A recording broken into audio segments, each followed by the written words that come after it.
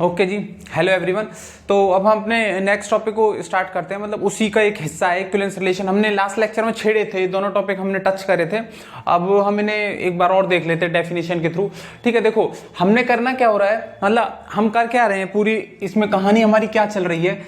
हमारी छोटी सी एक कहानी चल रही है ये, ठीक है। हम एक सेट को पढ़ने की कोशिश कर रहे हैं, लेकिन सेट में हो क्या रहा है, खूब सारे एलिमेंट्स हैं, पूरे के पूरे सेट में बहुत सारे एलिमेंट्स हैं, और वो एलिमेंट्स हमें पढ़ने में दिक्कत कर रहे हैं। मतलब हम इतने ज्यादा एलिमेंट्स हैं ना वो, कि हम उस सेट को नहीं पढ़ पा रहे हैं। तो हमने क्या किया, हमने इस सेट को पार्टीशंस में डिवाइड किया। ठीक है, पार्टीशंस क्या था, पार्टीशन मतलब एक हिस्से में इस सेट को डिवाइड किया। वो हिस्से कुछ ऐसे होंगे कि जो मेरा पूरा सेट है ना, वो पूरा का पूरा एक तो डिवाइड हो जाएगा, ठीक है।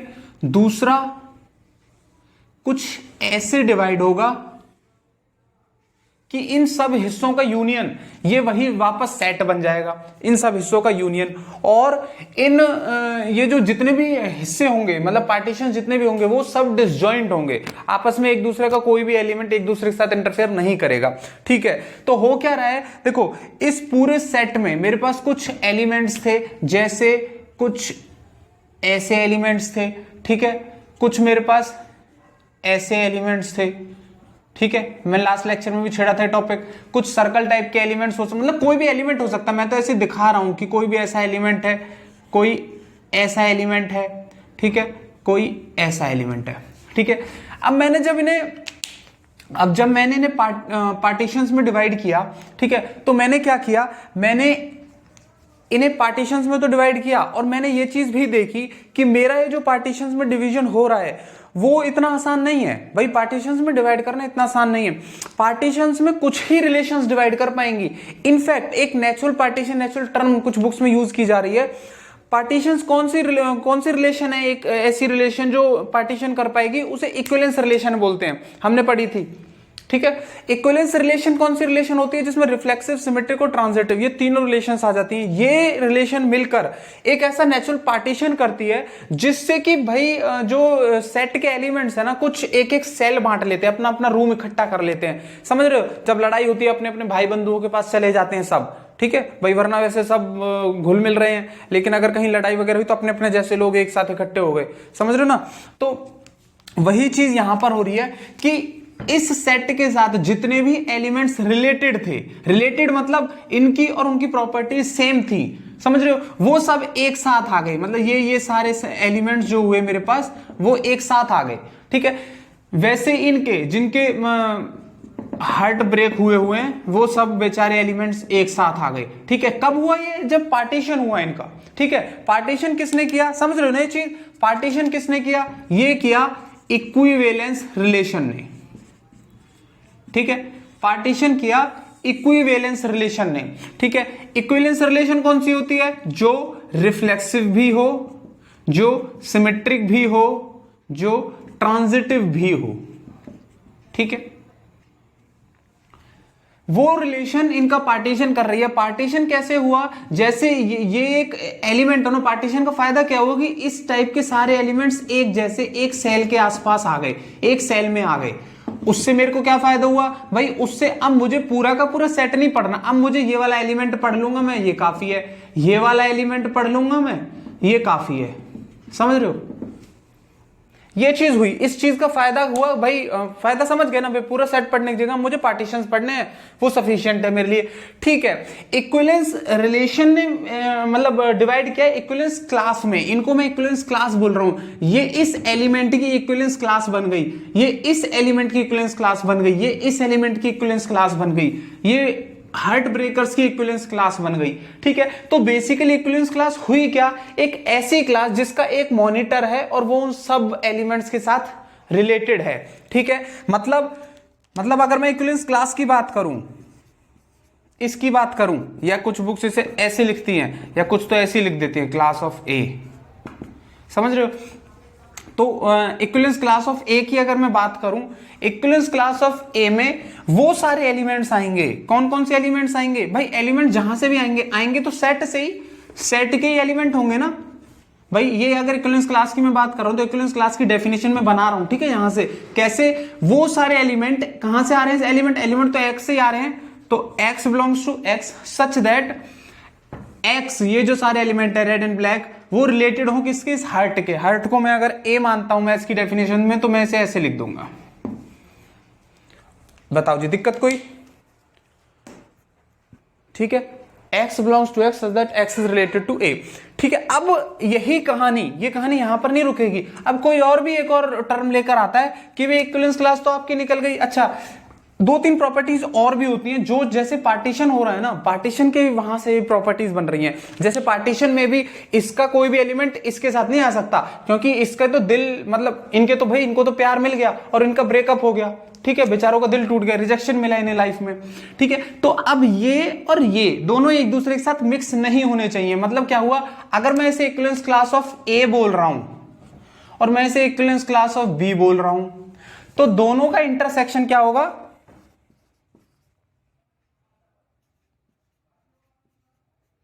फाई। पहली property, equivalence class of A और इक्विवेलेंस क्लास ऑफ बी दोनों इंटरसेक्शन, दोनों का इंटरसेक्शन क्या होगा, फाई होगा। मतलब इन दोनों के बीच में कोई कॉमन एलिमेंट नहीं होगा। समझ रहे हो, मतलब इन दोनों में कोई भी एलिमेंट ऐसा नहीं हो सकता ना कि उसको प्यार भी मिल गया और ब्रेकअप भी हो गया।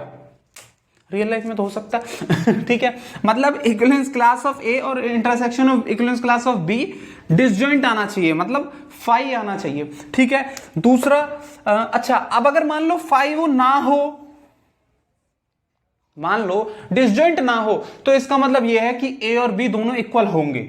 समझ रहे हो क्यों? क्योंकि मान लो कि कोई भी एलिमेंट आपका एक ऐसा एलिमेंट था, वो मान लो कि कोई एक ऐसा एलिमेंट था ये, ठीक है, ये एक एलिमेंट था और ये यहां भी है।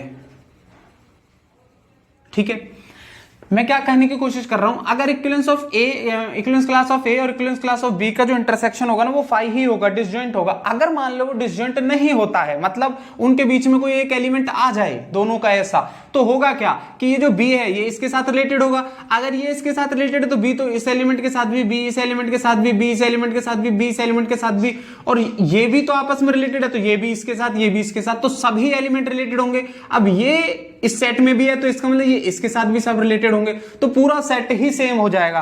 तो बेसिकली या तो ऐसा होगा और इक्विवेलेंस क्लास ऑफ ए और इक्विवेलेंस क्लास ऑफ बी दोनों इक्वल हो जाएंगी। ये मैं दो लेके चल रहा हूं क्लास, मतलब तीन भी हो सकती हैं, A equal to B equal to C भी हो सकता है। ठीक है, पहली प्रॉपर्टी। दूसरी, एक और इंपॉर्टेंट केस हो सकता है कि इक्विवेलेंस क्लास ऑफ ए जो है ना, हमेशा नॉट इक्वल टू फाई होगा, हमेशा नॉन एम्प्टी होगा, हमेशा। भाई ऐसा तो हो ही नहीं सकता ना कि इक्विवेलेंस क्लास भी बन गई और उसमें कोई है भी नहीं, मतलब ऐसा तो मतलब नहीं देखने को मिलेगा ना। एक एलिमेंट तो जरूर होगा जो इक्विवेलेंस क्लास बनाए बैठा होगा, एक मॉनिटर होगा, उससे रिलेशन अब हम निकालेंगे। ठीक है, तो वो नॉन एम्प्टी होगी इक्विवेलेंस क्लास ऑफ ए। ठीक है, दूसरी चीज, ए का और बी का यूनियन, ये सी मान लो, डी मान लो, ई मान लो, इन सब का यूनियन वो सेट ही बनाकर दे देगा। समझ रहे हो? तो अगर सिर्फ एक दो ही इक्विवेलेंस क्लास हुई एक सेट में, तो ए और बी का यूनियन क्या आ जाएगा, पूरा सेट आ जाएगा। ठीक है, ये इक्विवेलेंस क्लास की कहानी हुई। अब एक और कहानी शुरू होती है दूसरी। कोई बोलता क्वोशिएंट सेट बताओ, तो बताना कुछ नहीं है, बस ये जो इक्विवेलेंस क्लास निकाली है ना, उनका अब एक सेट बना लो। इक्विवेलेंस क्लास निकल गई, मान लो ए निकल गई, दूसरी बी निकल गई, तो ए और बी का एक सेट बना लो, उसे क्वोशिएंट सेट बोलते हैं। ठीक है, क्वोशिएंट सेट को कैसे डिनोट करते हैं, किसी सेट की ही तो बात कर रहे हैं और किसी रिलेशन के अंडर, इसे हम क्या बोलते हैं, क्वोशिएंट सेट बोलते हैं। ठीक है जी, ये चीज क्लियर है मेरे ख्याल से। अब क्वेश्चंस के साथ और समझ में आएगा, उसके बाद जब ज्यादा से ज्यादा असाइनमेंट लगेंगे तब और चीजें क्लियर होंगी। ठीक है, तो मैं चीज इरेज कर दूं।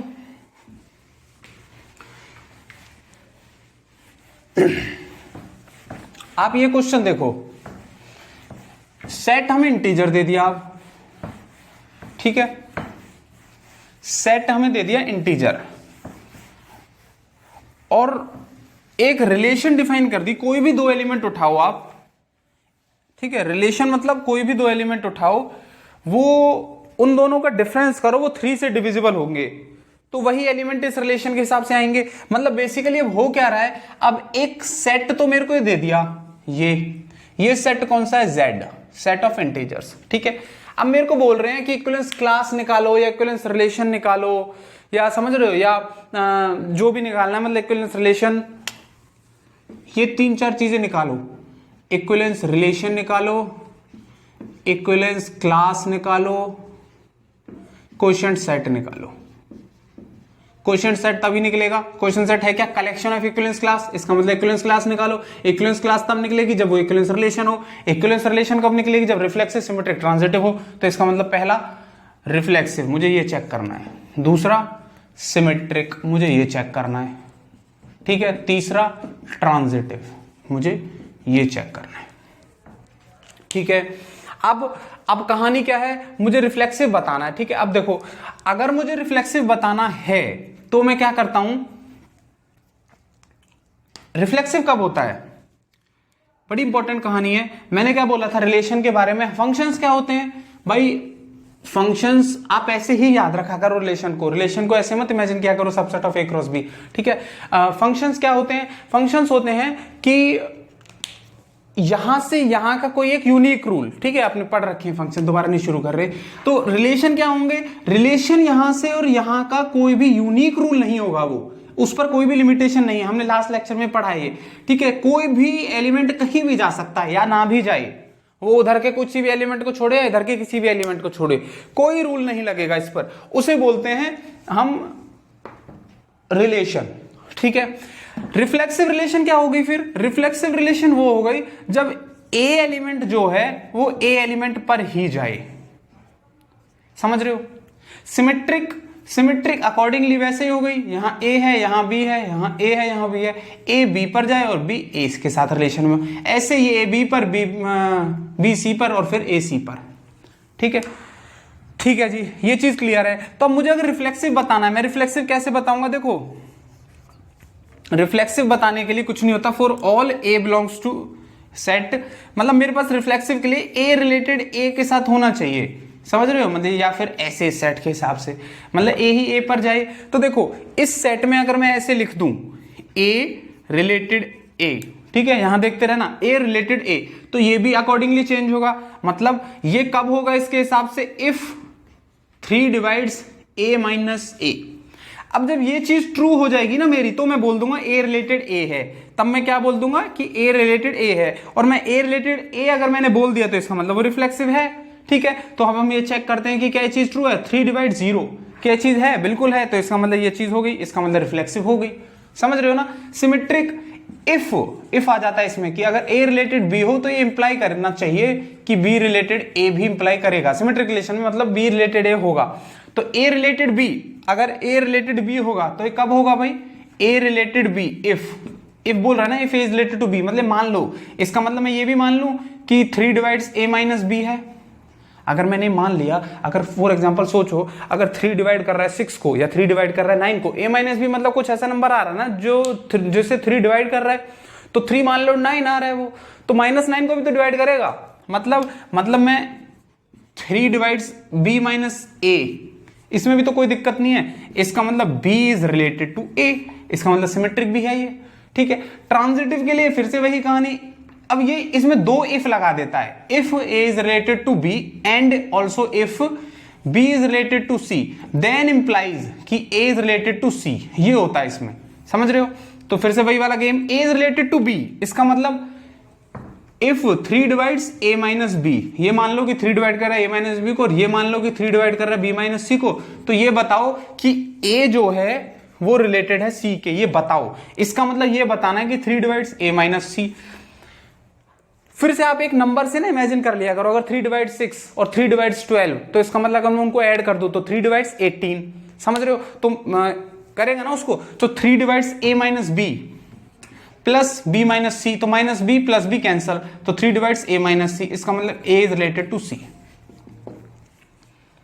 इसका मतलब 3 डिवाइड्स a माइनस सी, इसका मतलब a is related to c, इसका मतलब ट्रांजिटिव हो गई, इसका मतलब ये रिफ्लेक्सिव भी हुई, सिमेट्रिक भी हुई, ट्रांजिटिव भी हुई। इसका मतलब क्या हुआ कि ये इक्विवेलेंस रिलेशन बन रही है, कोई भी सेट ऑफ इंटीजर था और इस रिलेशन के अकॉर्डिंग वो इक्विवेलेंस रिलेशन बन रही थी। अब एक बड़ी इंपॉर्टेंट बात मैं आपको बताता हूं, बड़ी इंपॉर्टेंट है, तो ध्यान से सुनना कि ये जो रिलेशन अभी लिखी है ना, ये है ही इंपॉर्टेंट, ये बननी ही थी इक्विवेलेंस रिलेशन। क्यों? क्योंकि यहां मैं 1 लिखूं, 2 लिखूं, 4 लिखूं, कोई भी नेचुरल नंबर लिखूं तो ये सेटिस्फाई करेगा, ये इक्विवेलेंस रिलेशन बनेगी। होता क्या है, आपने ये पढ़ा है A is congruent to B mod n, n मतलब नेचुरल नंबर, आज यहां पर 3 ले सकते हो। इसका मतलब यही है ना, A minus be divisible by 3। समझ रहे हो क्या रहा है, ये जो रिलेशन थी ना हमारी, इसी रिलेशन ने एक नया सब्जेक्ट बना दिया। उस नए सब्जेक्ट का नाम था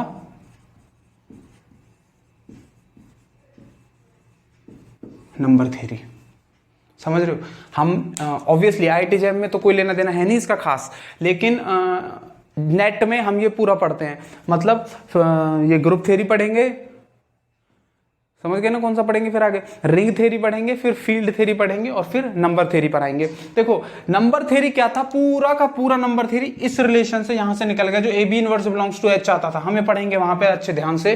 तो ये जो वो भी इक्विवेलेंस रिलेशन हुआ करती थी और यहीं से इक्विवेलेंस रिलेशन थी, तो यहीं से उठा ली गई, एक अलग सब्जेक्ट यहां से क्रिएट हो गया। इसलिए ये रिलेशन इंपॉर्टेंट है, इसलिए रिलेशन हर कोई करवाता है। जब भी आप कोई क्वेश्चन देखोगे ना, टॉपिक देखोगे या थ्योरी पढ़ोगे इस टॉपिक की, तो जो भी किसी से पढ़ोगे तो वो इसे करवा रहा होता है, क्योंकि है ही इकलौता ये कि यहां से पूरी पूरी नंबर थ्योरी उठ रही होती है। ठीक है, चलो ठीक है। तो अब देखो एक सेट था, सेट से मेरे पास क्या हुआ, 3 डिवाइड कर रहा है a माइनस बी को।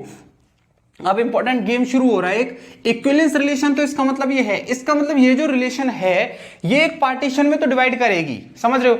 ये पार्टीशन कितने होंगे ये भी अब देखना पड़ेगा भाई, ये एक पार्टीशन में तो डिवाइड करेगी, ये चीज क्लियर है, लेकिन ये पार्टीशन कितने होंगे, 3 डिवाइड कर रहा है ना, तो मैं अंदाजा लेकर चलता हूं पहले 0, 1 और 2।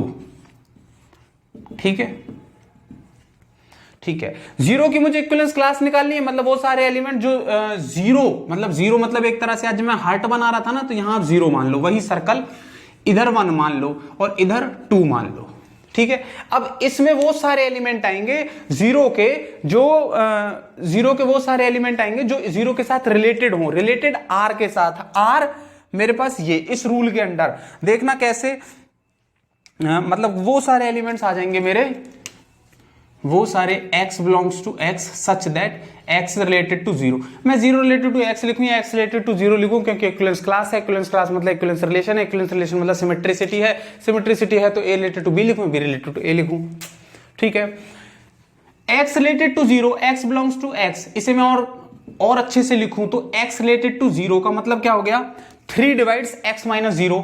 इसका मतलब 3 डिवाइड्स x, x मेरा कहां से रहा है, इस x से, और ये x है क्या, z, सेट ऑफ इंटीजर्स। इसका मतलब 3 डिवाइड्स x, इसका मतलब 3 डिवाइड्स x मतलब इंटीजर से आ रहा है। वो सारे इंटीजर उठा लो इस सेट में, अब 0 के क्लास के सेट में जो इंटीजर्स हों सारे के सारे, मतलब कोई बोले कि इसमें पाई आएगा तो आप मना कर देना छूटते ही, क्यों, क्योंकि पाई इंटीजर ही नहीं है। तो वो सारे इंटीजर्स उठाओ जो इंटीजर्स तो हो ही हो लेकिन 3 से डिविजिबल हो, मतलब 0 आ सकता है, बिल्कुल आ सकता है। अब मतलब 3 के मल्टीपल आ गए, 3, 6, 9, समझ रहे हो ना। प्लस ही आएंगे क्या भाई, जीवन में सिर्फ चढ़ाव चढ़ाव तो आते ही नहीं, उतार चढ़ाव आते हैं, दोनों आते हैं, समझ रहे हो। तो तैयार तो रहना चाहिए हमें लाइफ में, समझ रहे हो ना, उतार चढ़ाव दोनों आएंगे भाई। ठीक है, तो प्लस माइनस दोनों, मतलब 0 प्लस माइनस 3 प्लस माइनस 6, मतलब 0 के साथ 0 की इक्विवेलेंस क्लास में कौन कौन से एलिमेंट्स रहेंगे आज, इसके साथ +3 भी रहेगा, इसके साथ -3 भी रहेगा, +6 भी रहेगा तो -6 भी रहेगा, +9 रहेगा, -9 भी रहेगा, मतलब एक अब 0 की क्लास बन गई। समझ रहे हो, ऐसे खूब सारे एलिमेंट्स यहां पर आ जाएंगे और ये 0 की एक क्लास बन गई। ठीक है, मैं 1 के एलिमेंट पर गया, 1 एलिमेंट पर गया, इसका मतलब वो सारे एलिमेंट जो x के हों और 1 मतलब जो इसी सेट के एलिमेंट हो और 1 के साथ रिलेटेड हो, मतलब x रिलेटेड टू 1 हो। x रिलेटेड टू 1 मतलब रिलेटेड, इसकी वजह से मैं इसको अब लगाऊंगा कि 3 डिवाइड्स x माइनस 1, समझ रहे हो, 3 divides x minus 1, 3 divides x minus 1 मतलब इसमें कौन कौन से एलिमेंट्स आ जाएंगे जी, 3 डिवाइड्स x माइनस 1 लगाना अंदाजा, 3 डिवाइड्स x माइनस 1 में आ जाएंगे आपके वो सारे एलिमेंट्स जो अब इस रिलेशन को सेटिस्फाई कर रहे होंगे, इस कंडीशन को। ठीक है, बताना कौन कौन से आ जाएंगे, 3 डिवाइड्स x माइनस 1, x 0 ले सकता हूं मैं आज, अगर 0 ले लूं तो 3 डिवाइड्स -1 ट्रू होना चाहिए, लेकिन नहीं होगा। एक्स 1 ले सकता हूं, लेकिन क्योंकि 1 माइनस 1 0, तो 3 डिवाइड 0, तो मैंने एक्स 1 ले लिया। अब 3 डिविजिबल देख रहा हूं ना, तो 3 3 के गैप में आते रहेंगे, 4 7 11, लेकिन फिर भी देख लो 4 लूं तो 4 माइनस 1 3, 3 से डिविजिबल, 7 लूं तो 7 माइनस 1 6, 3 से डिविजिबल, 7 के बाद 10 लूं तो 10 माइनस 1 9, तो मतलब 4 7 और ऐसे ही 10, ये ऐसे चलते रहेंगे। इधर वापस आऊं तो 0 नहीं लूंगा, माइनस 1 नहीं लूंगा, -2 -2 -1 -3, ठीक है, -5, ये सारे एलिमेंट्स। फिर से एक और गेम शुरू हो गया, कौन सा वाला? अब मैंने जो 1 की जो क्लास ली थी, 1 में कौन कौन से एलिमेंट आ गए? 4 आएगा, ठीक है, -2 आएगा, 7 आएगा, -5 आएगा, 10 आएगा, ऐसे ही खूब सारे एलिमेंट्स आएंगे, ठीक है या नहीं है? ठीक। इसका मतलब ये एक इक्विवेलेंस क्लास बन गई 1 की, ये एक इक्विवेलेंस क्लास बन गई 0 की। अब इस इक्विवेलेंस क्लास की बात करते हैं 2 की। 2 की इक्विवेलेंस जब मैं क्लास की बात करूंगा तो वो सारे एलिमेंट 2 के जो सेट के कुछ एलिमेंट्स के साथ रिलेटेड हों। सेट में कहां से आ रहा है? एक्स जेड से आ रहा है। 2 रिलेटेड है एक्स के साथ, ये इंपॉर्टेंट है। ये जो चीज है ना, ये मैं अपने घर से नहीं बना के लेके आ रहा हूं, ये डिफाइन कर रही है वो जो रिलेशन डिफाइन हुई थी, ए रिलेटेड टू बी। इसका मतलब है 2 रिलेटेड टू एक्स, तो 2 मतलब ए रिलेटेड टू बी, मतलब 3 डिवाइड्स ए माइनस बी था, तो ऐसे 2 डिवाइड्स क्या हो गया, सॉरी, 3 डिवाइड्स ए माइनस बी था ना, तो 3 डिवाइड्स 2 माइनस एक्स, या मैं एक्स माइनस 2 बोलूं, ठीक है।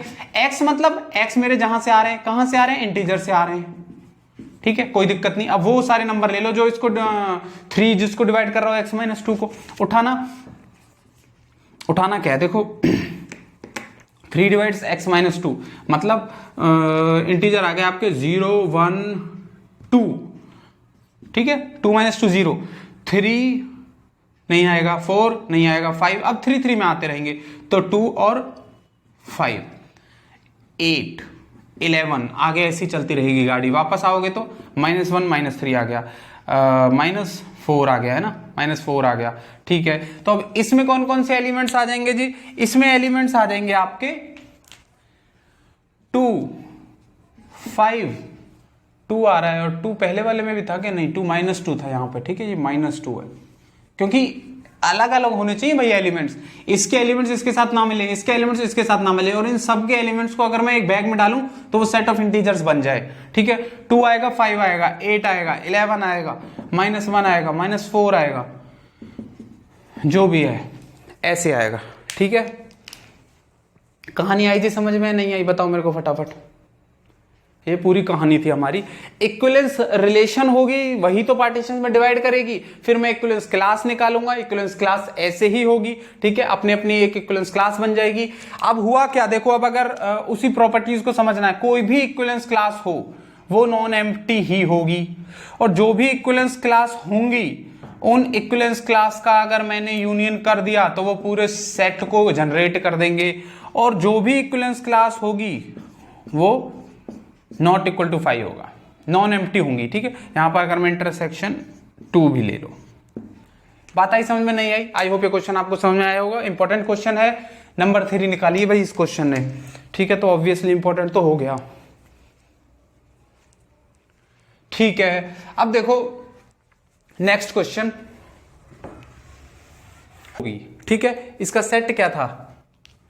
चलो जो भी हो, mod x equal to mod y होगा। फर्स्ट प्रॉपर्टी में रिफ्लेक्सिव सेटिस्फाई करूंगा। रिफ्लेक्सिव कैसे करते हैं? जब x रिलेटेड टू x हो, मतलब तब मैं बोल दूंगा कि x रिलेटेड टू x है जब mod x equal to y की जगह x, mod x ही हो, और ये तो होता ही है, तो इसका मतलब रिफ्लेक्सिव तो हो गई।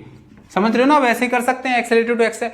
अब x रिलेटेड टू y अगर हो, if x is related to y, इसका मतलब mod x is equal to y, ठीक है।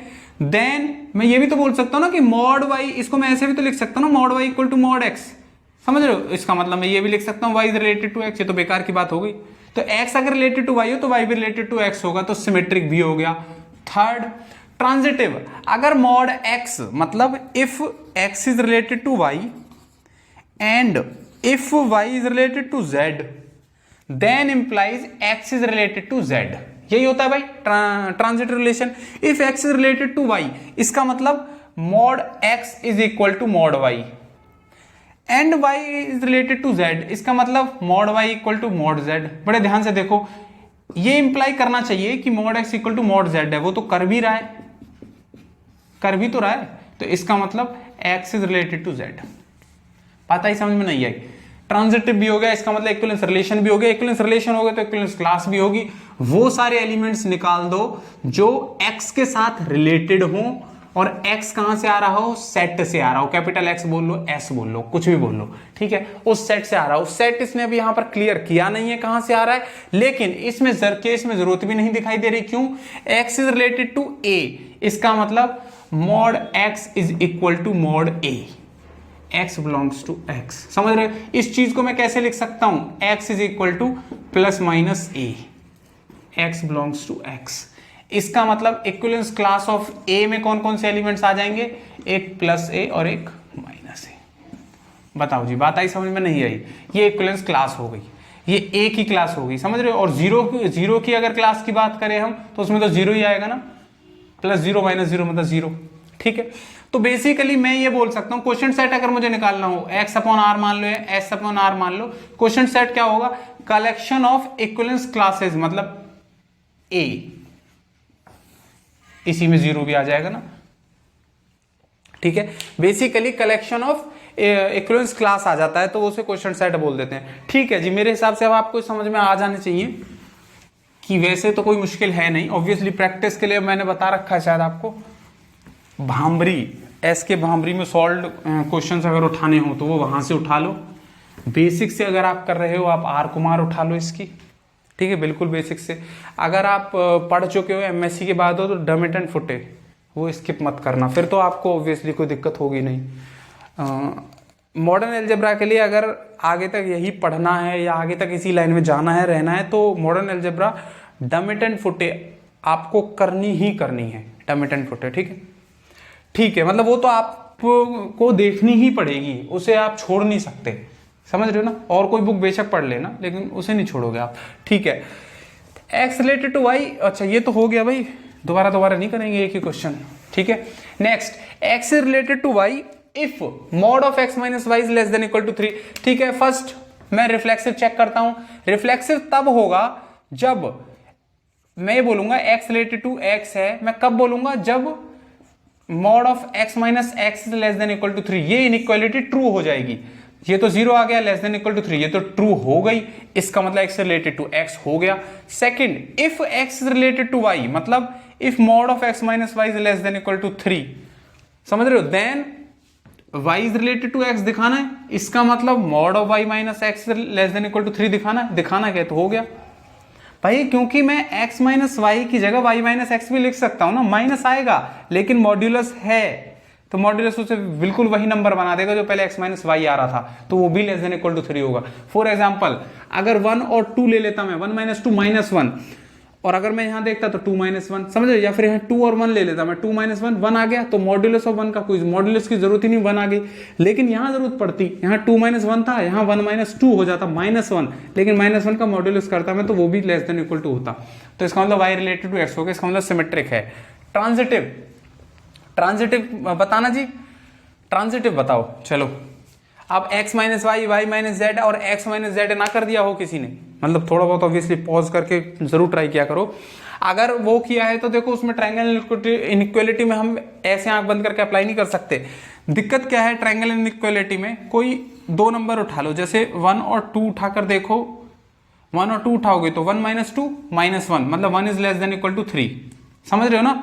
1 is related to 2, 1 minus 2 minus 1 का मॉड 1, ये लेस देन इक्वल टू 3, तो ये ट्रू है, तो ये तो ठीक है। नेक्स्ट मैंने 2 और 5 उठाया, मतलब 2 is related to 5, 2 minus 5 minus 3, इसका मॉड मतलब 3, ये लेस देन इक्वल टू 3, तो ये भी ट्रू है, कोई आफत नहीं दिखाई दे रही अभी तक तो। नेक्स्ट अगर मुझे ट्रांजिटिविटी चेक करनी है तो a related to b, b related to c, a related to c होना चाहिए, मतलब 1 related to 5, 1 minus 5,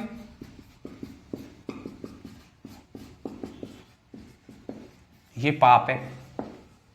4 is less than equal to 3 नहीं होता है कभी भी, तो इसका मतलब ट्रांजिटिव नहीं होगा, ट्रांजिटिव नहीं होगा तो इक्विवेलेंस रिलेशन नहीं होगा, ठीक है।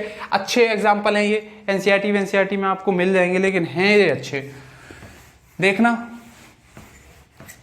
थर्ड,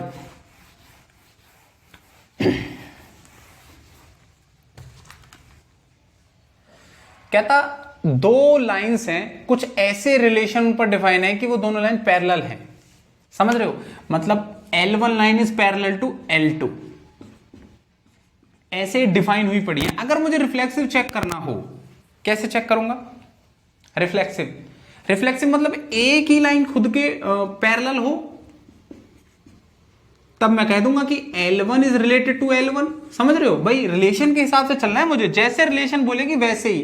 पता चले L1 और रिलेटेड आप L1 ले रहे हो, तो अब इसमें जो रूल लगेगा L1 और L1 पे,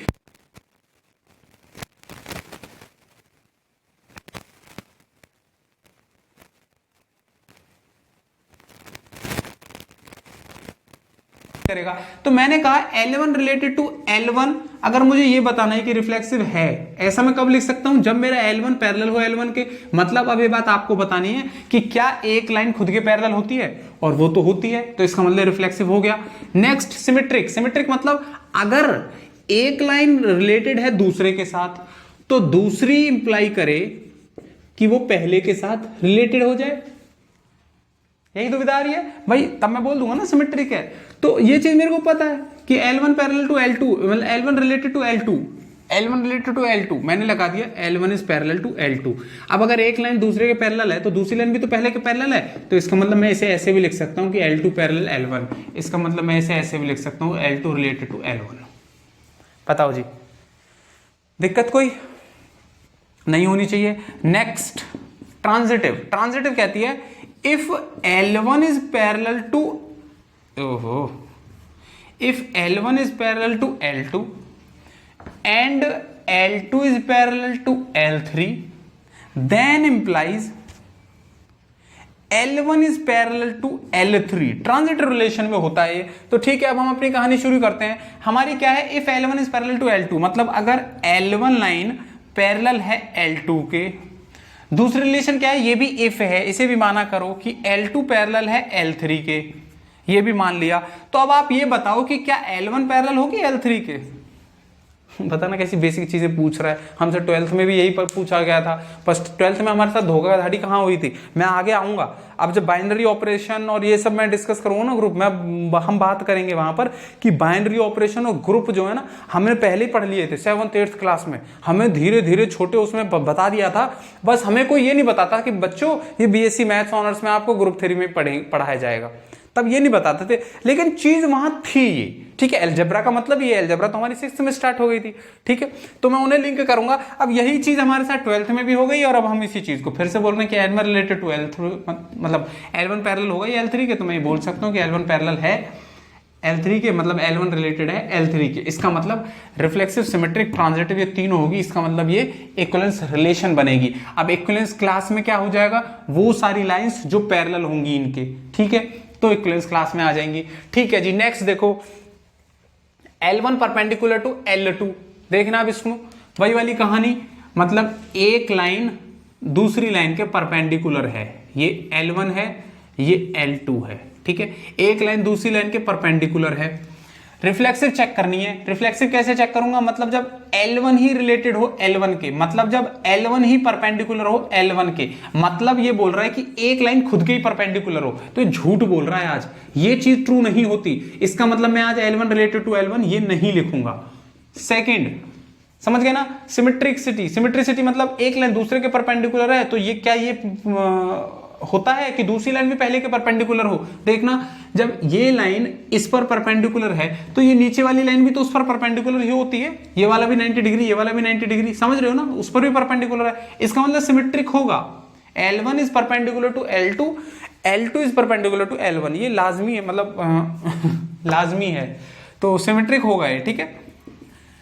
थर्ड, ट्रांजिटिविटी क्या कह रही है? कहती ये लाइन इसके परपेंडिकुलर है, मतलब L1 लाइन L2 पर परपेंडिकुलर है, और L2 लाइन कोई L2 लाइन है जो L3 लाइन के परपेंडिकुलर है। समझ गए? ये L3 लाइन है, इस पर परपेंडिकुलर, ये तो L1 L2 पर परपेंडिकुलर है L2 L3 के परपेंडिकुलर है। तो क्या L1 और L3 परपेंडिकुलर होंगे? परपेंडिकुलर छोड़ो, मुझे तो पैरेलल और दिखाई दे रहे हैं। ठीक है, तो इसका मतलब ये ट्रांजिटिव नहीं होगी। कहानी कितनी क्यूट थी ये, ठीक है ना। ठीक है जी, next a is related to z, मतलब sorry a is equal to z, set of integers है और दो नंबर को बोल रहा है कि कुछ ऐसे रिलेटेड हैं कि उन दोनों का जब मैं प्रोडक्ट करूं ना तो ग्रेटर देन इक्वल टू 0 हो। सेट मेरे पास क्या दे दिया, सेट ऑफ इंटीजर्स दे दिया, n रिलेटेड टू m और nm greater than equal to 0। मुझे इक्विवेलेंस रिलेशन के लिए पहले रिफ्लेक्सिव चेक करनी है, ठीक है। रिफ्लेक्सिव में कैसे चेक करता हूं, a रिलेटेड टू a हो, समझ रहे हो, a रिलेटेड टू a हो मतलब a पर ही जाए, इसका मतलब n रिलेटेड टू n हो। मैं अगर ऐसे चेक करूं या a रिलेटेड टू a लिख लो, कोई फर्क नहीं पड़ता, a रिलेटेड टू a होना चाहिए। ये मैं कब बोलूंगा, जब मेरे if के बाद वाली कंडीशन में a डॉट a मैं लिख दूं, n की जगह भी a, m की जगह भी a, समझ रहे हो, n की जगह भी a और m की जगह भी a, n और m की जगह भी a, तो ये मेरा आए क्या, ग्रेटर देन इक्वल टू 0 आए। भाई ये बात तो जग जाहिर है, समझ रहे हो, ये बात तो जग जाहिर है ना कि ये ग्रेटर देन इक्वल टू 0 रहेंगे, ठीक है। तो इसका मतलब ये मैं बोल सकता हूं कि a is related to a, reflexive है। दूसरी चीज मैं सिमेट्रिक की बात करता हूं, सिमेट्री की मैं तब बात करूंगा जब मैं पहले मान लूंगा कि इफ a तो रिलेटेड होगा b के साथ, होगा ही होगा, देन b क्या होगा, रिलेटेड होगा a के साथ।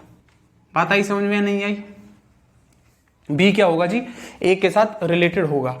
If a is related to b implies कि b is related to a, क्या मतलब है इसका कि कोई भी हो, मतलब a रिलेटेड टू b और b रिलेटेड टू a होगा, तब मैं बोलूंगा सिमेट्रिक रिलेशन है। तो मैं इफ मान के चल रहा हूं a रिलेटेड टू b है, a रिलेटेड टू b, इसका मतलब a b क्या है, ग्रेटर देन इक्वल टू 0 है, मैं मान के चल रहा हूं। If a is related to b implies a b is greater than equal to 0, a b अगर ग्रेटर देन इक्वल टू 0 है तो मैं ये भी लिख सकता हूं कि b a is greater than equal to 0, ठीक है। अगर b a greater than equal to 0 है तो मैं ये नहीं लिख सकता क्या कि b is related to a, हो गया वो, इसका मतलब हो गया सिमेट्रिक। बात तो एक ही है ना। ट्रांजिटिव का बताओ जी फटाफट, पॉज करके देख लो, चेक कर लो एक बार। ट्रांजिटिव कैसे कहोगे कि कोई सी चीज ट्रांजिटिव है या नहीं, मतलब ये ट्रांजिटिव है या नहीं, बताओ। ठीक है, देखो ट्रांजिटिव मुझे बताना है, और ट्रांजिटिव अगर आप इसे वैसे ही कर बैठो तो गड़बड़ आएगी। A b is greater than equal 0, b c is greater than equal 0, तो ए सी होगा, कुछ नहीं कह सकते प्रोडक्ट रूल में। तो मैं एग्जांपल लेता हूं, काउंटर एग्जांपल ले लूं मैं, -1 रिलेटेड टू 0। होता क्या है ट्रांजिटिव रिलेशन, पता है ना कि इफ इसमें दो कंडीशन मान के चलनी होती है, a रिलेटेड टू b हो, b रिलेटेड टू c हो, तो ये इंप्लाई करे कि a रिलेटेड c है, ठीक है। एक ही सिंबल रहने देना कोई सा भी, लेकिन ऑब्जेक्टिव है तो कोई ज्यादा टेंशन हमने लेनी नहीं, ठीक है। तो ये लगाओ या वो लगाओ, और एग्जाम में थोड़ी ना ऐसे लिखोगे, उसमें तो जल्दी जल्दी फटाफट देखनी है तुमने चीजें, ठीक है। तो -1 रिलेटेड टू 0, ठीक है, -1 रिलेटेड टू 0 होगा इफ ये मान लो कि -1 रिलेटेड टू 0 है, और मान लो 0 रिलेटेड टू 5 है, ठीक है। तो अब आपका अगर ट्रांजिटिव है तो ये होना चाहिए कि -1 रिलेटेड टू 5 है, ये होना चाहिए, ठीक है। देख लेते हैं, ये अगर है -1 रिलेटेड टू 0, इसका मतलब -1.0 ग्रेटर देन इक्वल टू 0, तो इक्वल टू 0 तो है ना, तो इसका मतलब ऐसे तो ट्रू है, ठीक है। दूसरा 0 रिलेटेड 5 मतलब इक्वल टू 0, तो इक्वल टू 0 तो है ना, मतलब ये ठीक है। तो अब ये होना चाहिए, मतलब -1.5, ये क्या होना चाहिए, ग्रेटर देन इक्वल टू 0 होना चाहिए, लेकिन हमें पता है नहीं होता, ना ग्रेटर देन और ना ही इक्वल, क्योंकि ये -5 है ना, तो लेस देन 0 है, तो इसका मतलब ये ट्रांजिटिव नहीं है, इसका मतलब इक्विवेलेंस रिलेशन नहीं है। तो ठीक है जी, फिर नेक्स्ट बाइनरी ऑपरेशन, ग्रुप के रूल्स और कुछ ग्रुप के इंपॉर्टेंट एग्जांपल्स, ठीक है, वो सब अब हम शुरू करते हैं नेक्स्ट लेक्चर में।